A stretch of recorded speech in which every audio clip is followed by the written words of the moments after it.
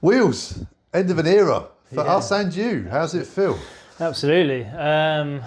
Yeah, good. Like, I think I've had time to process it and, deal with the emotions of it and stuff. And saying goodbye to the lads today was obviously tough. But yeah, I'm very proud of what's been achieved in the time. And yeah, I feel very content with the situation. Football careers are short, I guess, in the grand scheme of your life, but it seems like a lifetime ago when you first pulled on the Wycombe Wanderers shirt. So much has happened in the world and at this club. Yeah, it's been some journey, I think, from, like you say, when I signed, and for me personally, it was the case where I was maybe felt like I was a little bit in the wilderness in my football career at the time, and then couldn't have imagined how good it could have gone and how much of a good fit it would have been for me at this club, really. You talked about it superbly in your letter you've written to everyone, the fans and anyone who would like to read it. You've really summed up the atmosphere of this club and how it's sort of the platform for you and everybody else to be who you are. Yeah, definitely. I mean, yeah, sort of certainly in the first few years that I was here, it was, coming off the back of maybe feeling a bit jaded by the football industry about how it had gone for me in recent years, and then being given license to not only fully be myself off the pitch and to get back enjoy playing on the pitch and being thick of a campaign, but also to be almost like put in a position where I could be a cultural architect and be a key component of making sure that the culture is as good as it can be. Looking at the fans' reactions to the news and your letter, they speak highly of you as a player, but equally there's probably just as many comments about you as a person. That must feel fantastic to see that. Yeah. I mean, it was, I very much felt love bombed like yesterday for sure. And yeah, because sometimes you don't necessarily know who that touches and who that makes a difference to, the things that you do outside. Because I do it because I love it. Like I do, the stuff on sustainability, mental health, in the community. Like I do it because I enjoy it and because it means something to me, and it's sticking to my values and who I am. And the fact that it, makes a difference to other people in a positive way is a massively added benefit for sure. You should definitely go into journalism as well, because your description of the playoff final, that final moment, I think everyone resonated with that. And so many people couldn't be there, but when we read that, we were all there. Fantastic memory. And I guess we ask you for your highlights, but that has to be the one, doesn't it? Yeah, I think so. Yeah, certainly from a competitive point of view, I mean, that first leg of the playoffs against Fleetwood was a lot more enjoyable, because it was just, because we just ran away with it that day, and it just felt like you get that feeling that this was our year, it was going to happen. Whereas the final was, and I kind of hinted at this in the article, like saying I was actually just relieved and completely exhausted, because I think I only had 2 or 3 weeks to get fit after being out for, with COVID and not doing anything for a couple of months or whatever it was, and to be honest, I don't think any of us were really like fully fit. We did our best, and weights got us to the point we needed to be, but I was just knackered, and it was just relief. And it wasn't until the sort of hours and days and weeks after where I was like, wow, we've done it, like what an achievement. The characters involved in that process would have been key as well, I think. Yeah, I mean, it was kind of a shame that, I say it was a shame, like in some ways, because it was almost as if, you'd gone around the Football League and cherry picked like the quirkiest people and like some of the most amazing stories, and been like, let's just throw them all together in one dressing room for a season. So I think it was almost a shame that it wasn't filmed, because people would have really seen what it was like, and the sort of characters and the substance that was there. But so much about that season and so much about what made it a success was that it was just us. And even right to the death, like right at the end, it was just us at Wembley. And as much as it would have been incredible and amazing to share it with our fans in the stadium, it was special that it was just us as well. And that will never happen again, probably.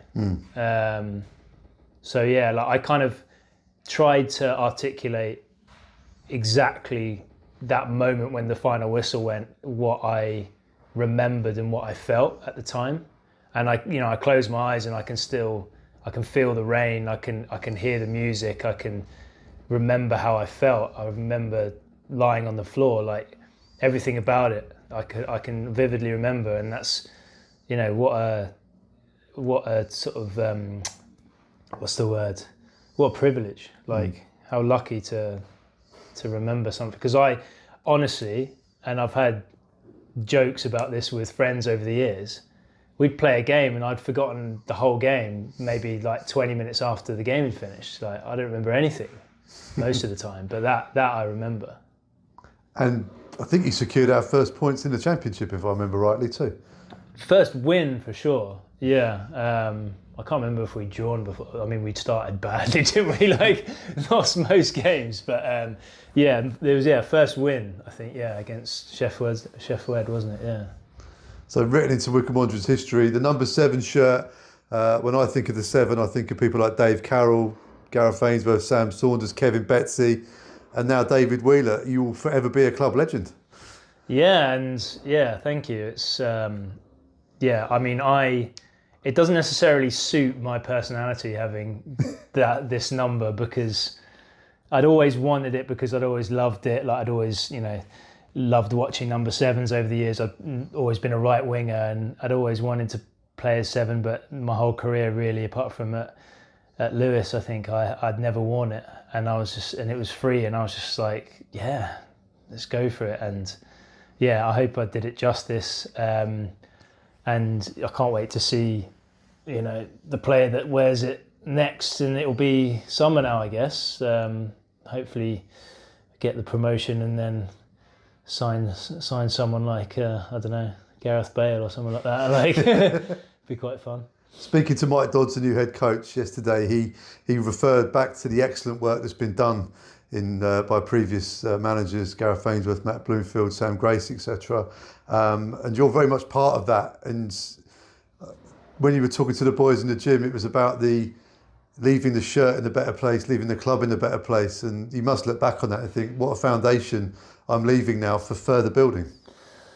Yeah, and I think whilst you've still got the likes of Jack Grimmer and Vokesy and GMAC and that have lived it with me for the last few years, then it's gonna carry on, and hopefully over this next period of time, there'll be younger lads in there that take on that message and keep the culture alive and keep going with it, because I do feel that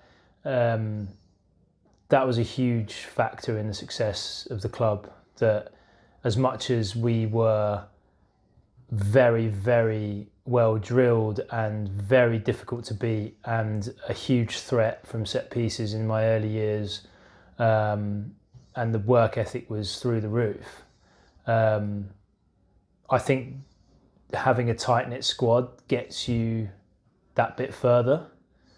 And the biggest successes in my career have come from having a team and a squad that are very close and very tight-knit. So that's really important. You're still in great shape. What's next? Yeah, well, just everyone's kind of been asking, and I'm very relaxed about the situation at the moment, and I'm in good shape. Like I can carry on playing for a few years, so I would like to do that. I think I'm well capable of continuing at this level. So we'll just see what comes up. We'll see what comes up. Obviously, long term, I am trained to be a sports psychologist, so I'll stay in the game in some capacity, I would imagine. But yeah, that's a big passion of mine now, along with the sustainability. So yeah, I'm excited for whatever's next. And you know, if it's right for me, for my family, then great. There's not many footballers I can say this to, but if I think of David Wheeler in the future, 5-10 years, there's not many people I can say this about. They could either pop up on the Football League show or on Question Time. Yeah. A lot of our fans would think David Wheeler might move into politics. What do you reckon? Yeah. I have thought about it. Like, I think certainly there's cause for having maybe someone that's, you know, not ashamed or not afraid of sort of sticking with their principles regardless of what it does to their own personal career or situation. So I do think there's a need for it. I think because of the way our political electoral system is structured with first past the post, it limits my ability to do that, or it limits lots of people's ability to do that because it's so confined to the areas rather than what people believe in. So I think I would like to see proportional representation as our voting system, and then that makes it much easier for people like myself to consider it. But yeah, I'm not rule anything out. I think it should be a very honourable position to be a member of Parliament, and yeah, unfortunately, it's been quite dishonourable for a few years now.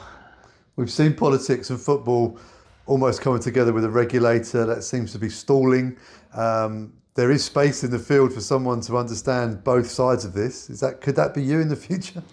Yeah, well, yeah, I've kind of been in the background part of the process of trying to get sustainability part of the conversation with the football regulator. It's generally been about, you know, just the financial side, which is obviously very important, but I don't think that you can separate the two. I think when you look at the sinkhole that opened up at Wimbledon, when you look at Carlisle being completely flooded a few years ago, when you look at, you know, generally like flooding across the board, it's only going to get worse, like, sorry to say, but it is only going to get worse.